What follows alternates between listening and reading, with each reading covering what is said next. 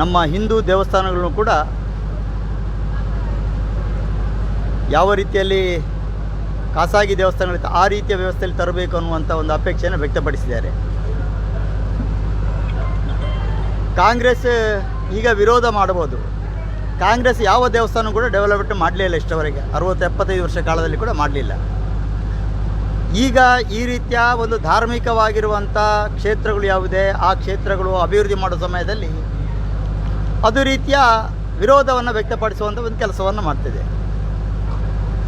ನಾನು ಅದಕ್ಕೆ ಕಾಂಗ್ರೆಸ್ ಅವರಿಗೆ ಕೇಳಲಿಕ್ಕೆ ಇಷ್ಟಪಡ್ತೇನೆ, ನೀವು ನಿಮ್ಮ ಕಳೆದ 60 ವರ್ಷಗಳ ಆಡಳಿತ ವ್ಯವಸ್ಥೆ ಒಳಗೆ ಈ ಹಿಂದೂ ದೇವಸ್ಥಾನಗಳ ಜೀರ್ಣೋದ್ಧಾರಕ್ಕೆ ಸಂಬಂಧಪಟ್ಟಾಗ ಅವರಿಗೆ ಯಾರು ಕೊಡುಗೆ ಏನು ಅದನ್ನು ಹೇಳಿ.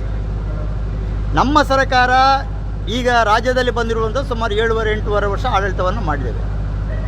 ನಮ್ಮ ಆಡಳಿತ ಇರುವ ಸಮಯದಲ್ಲಿ ನಮ್ಮ ಧಾರ್ಮಿಕವಾಗಿರುವಂಥ ಹಿಂದೂಗಳ ಭಾವನೆ ಇದೆ, ಅದನ್ನು ಅರ್ಥ ಮಾಡಿಕೊಂಡು ನಮ್ಮ ಧಾರ್ಮಿಕವಾಗಿರುವಂಥ ಸಾಂಸ್ಕೃತಿಕವಾಗಿರ್ತಕ್ಕಂಥ ನೆಲೆಗಟ್ಟುಗಳನ್ನು ಯಾವ ರೀತಿಯಲ್ಲಿ ಅಭಿವೃದ್ಧಿ ಮಾಡಬೇಕು ಆ ದಿಕ್ಕಿಂದ ಸರ್ಕಾರವಾಗಿ ಯೋಚನೆ ಮಾಡಿದೆ.